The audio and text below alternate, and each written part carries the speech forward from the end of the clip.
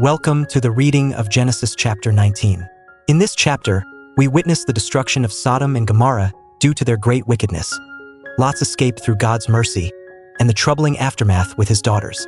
This narrative underscores God's judgment on sin, his compassion for the righteous, and the consequences of human choices. Let's begin the reading. The two angels arrived at Sodom in the evening, and Lot was sitting in the gateway of the city. When he saw them, he got up to meet them and bowed down with his face to the ground. "My lords," he said, "please turn aside to your servant's house. You can wash your feet and spend the night and then go on your way early in the morning."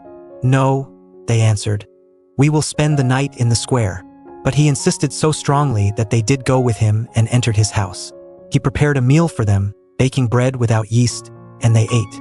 Before they had gone to bed, all the men from every part of the city of Sodom, both young and old, surrounded the house. They called to Lot, "Where are the men who came to you tonight? Bring them out to us so that we can have sex with them." Lot went outside to meet them and shut the door behind him and said, "No, my friends, don't do this wicked thing. Look, I have two daughters who have never slept with a man. Let me bring them out to you, and you can do what you like with them. But don't do anything to these men, for they have come under the protection of my roof." "Get out of our way," they replied. "This fellow came here as a foreigner, and now he wants to play the judge. We'll treat you worse than them." They kept bringing pressure on Lot and moved forward to break down the door. But the men inside reached out and pulled Lot back into the house and shut the door. Then they struck the men who were at the door of the house, young and old, with blindness so that they could not find the door. The two men said to Lot, "Do you have anyone else here? Sons-in-law, sons or daughters, or anyone else in the city who belongs to you? Get them out of here because we are going to destroy this place. The outcry to the Lord against its people is so great that he has sent us to destroy it."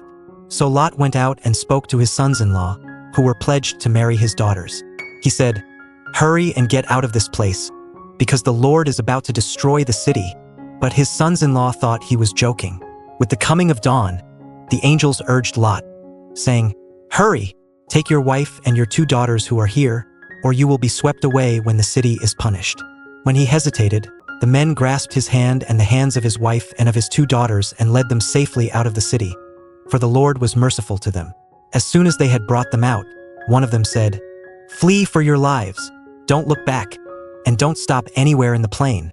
Flee to the mountains or you will be swept away." But Lot said to them, "No, my lords, please. Your servant has found favor in your eyes, and you have shown great kindness to me in sparing my life. But I can't flee to the mountains. This disaster will overtake me, and I'll die. Look, here is a town near enough to run to, and it is small. Let me flee to it. It is very small, isn't it? Then my life will be spared." He said to him, "Very well, I will grant this request too.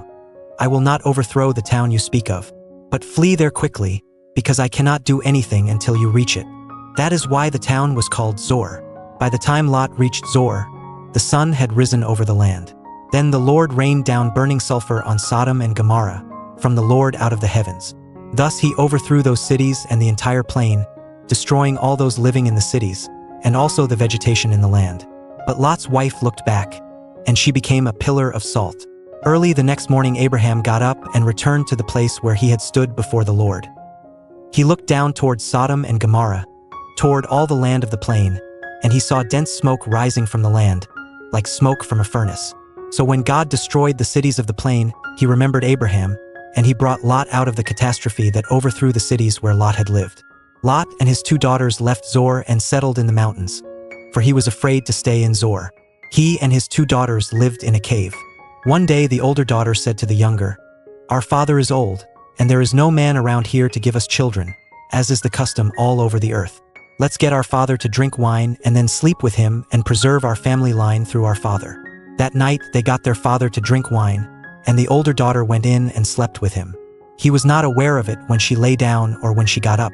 The next day the older daughter said to the younger, "Last night I slept with my father. Let's get him to drink wine again tonight, and you go in and sleep with him so we can preserve our family line through our father." So they got their father to drink wine that night also, and the younger daughter went in and slept with him. Again he was not aware of it when she lay down or when she got up. So both of Lot's daughters became pregnant by their father. The older daughter had a son, and she named him Moab. He is the father of the Moabites of today. The younger daughter also had a son, and she named him Ben-Ammi. He is the father of the Ammonites of today. That was the reading of Genesis chapter 19. This chapter reveals God's righteous judgment, his mercy in rescuing Lot, and the consequences of human sin. May we heed the call to live righteously and trust in God's deliverance. See you in the next chapter. God bless you.